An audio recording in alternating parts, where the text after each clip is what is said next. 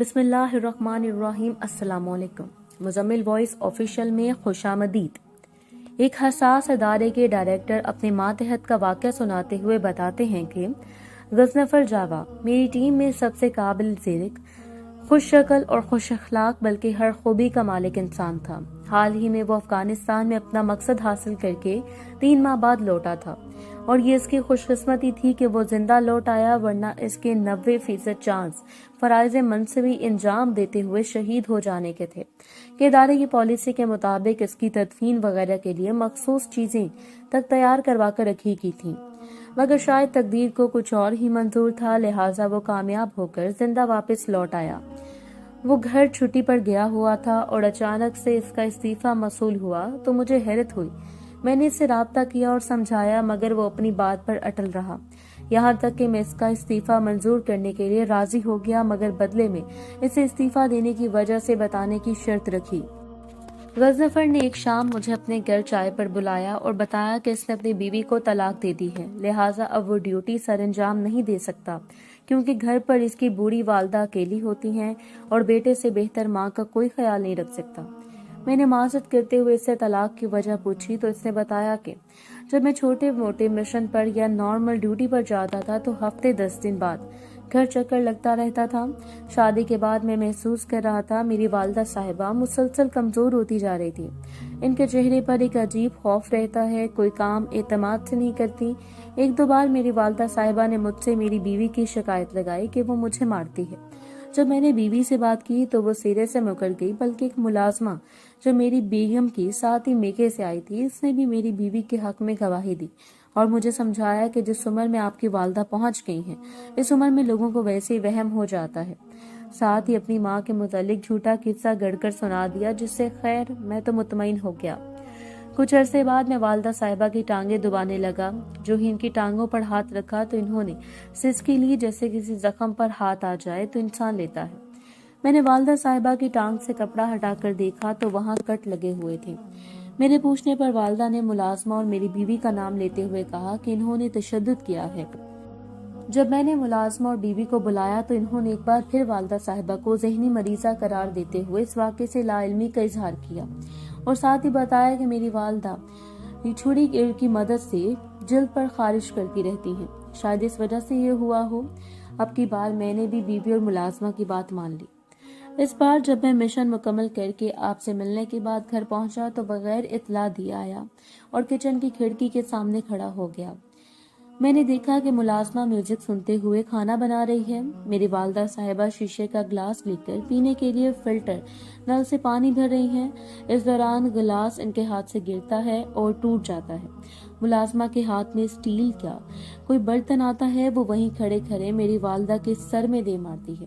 میری والدہ صاحبہ سر پکڑ کر نیچے بیٹھتی ہیں اور کانچ کے ٹکڑے چنتے ہوئے ملازمہ کو کہتی ہیں کہ بیٹا، اب تو نے مجھے مار لیا ہے، اب میری بہو کو نہ بتانا، مگر اتنی دیر میں میری بہو برتن ٹوٹنے اور اسٹیل کا برتن گرنے کی آواز سن کر کچن میں پہنچ چکے ہوتی ہے۔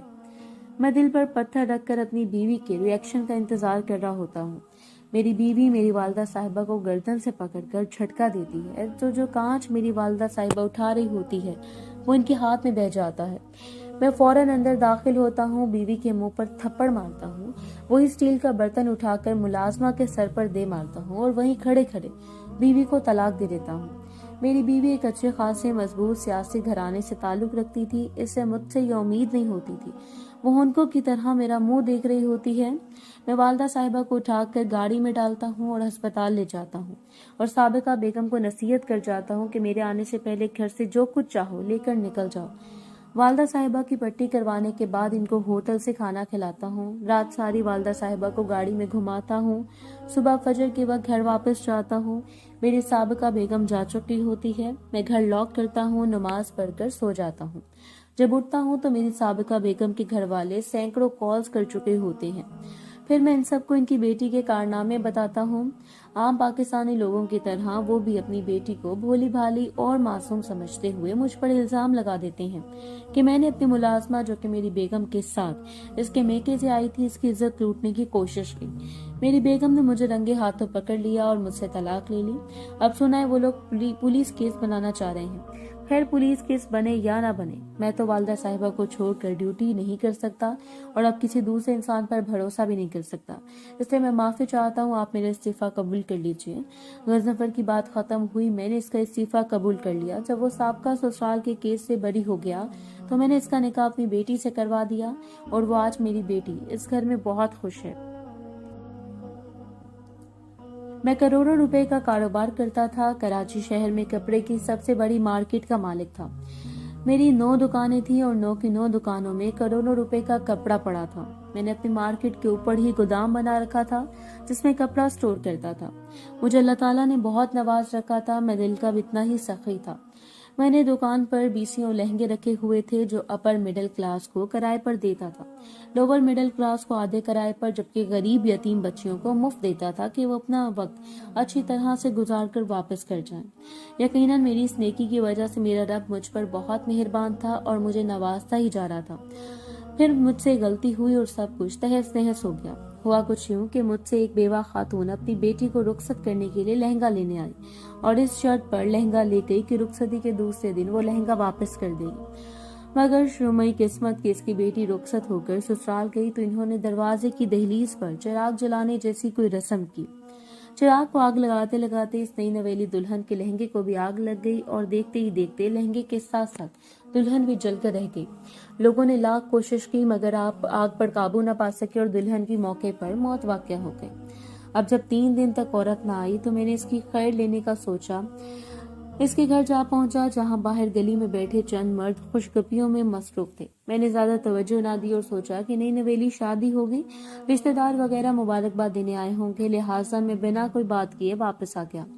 اس دن کے 1.5 ہفتے بعد خاتون میری دکان پر آئی اور مجھ سے کہا کہ لہنگا جل گیا ہے، آپ اس کی رقم بتا دیجیے۔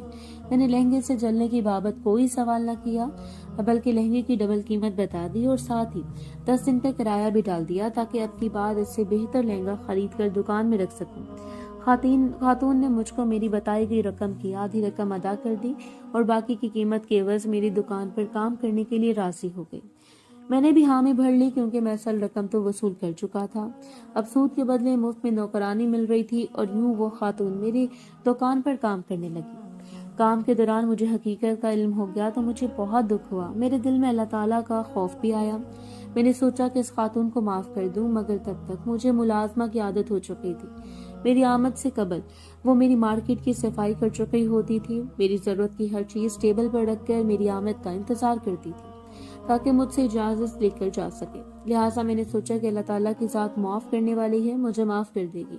میں نے خاتون کو قرض نہ بخشا جو در حقیقت میں کب کا وصول کر چکا تھا، بلکہ جب مجھے پتہ چلا خاتون کے پاس کوئی سہارا نہیں ہے تو میں نے نہ صرف اسے گالم گلوچ کرنے لگا بلکہ کئی بار اس پر ہاتھ بھی اٹھا دیا۔ وہ چپ چاپ میرا تشدد تک سہ جاتی تھی۔ خیر وقت گزرتا گیا، خاتون کا قرض اتر گیا اور ایک دن آیا کہ وہ قرض کی رقم سے آزاد ہو گئی۔ میں نے اس کو تنخواہ پر کام جاری رکھنے کا کہا مگر اس نے انکار کر دیا اور چلی گئی۔ جس دن خاتون کا قرض پورا ہوا اس سے ٹھیک ہفتے بعد میری مارکیٹ میں آگ لگ گئی اور میں لمحوں میں آسمان کی بلندیوں سے زمین پر آ گرا اور میں مقروض ہو گیا بلکہ دیوالیہ ہو گیا۔ میں نے مارکیٹ والی زمین بیچ کر لوگوں کا قرض دیا اور باقی پیسوں سے چھوٹی سی دکان بنا لی مگر اب کی بار میری دکان نہ چلی اور میں نے بیچ دی۔ میں نے مارکیٹ میں لگنے والی آگ کا ذمہ دار اس بیوہ عورت کو قرار دے کر پولیس میں شکایت کر دی۔ اپنے تمام تر ذرائع سے دباؤ ڈالا کہ خاتون سے اس کے جرم کا اقرار کروا کر اسے جیل میں ڈالا جائے مگر شاید تفتیش کسی ایماندار افسر کے پاس تھی، اس نے خاتون کو بے گناہ قرار دے دیا، چھوڑ دیا۔ خاتون کو اللہ تعالیٰ نے ہر لحاظ سے محفوظ کر لیا اور مجھے صرف فرعون کو زمین پر پٹخ دیا۔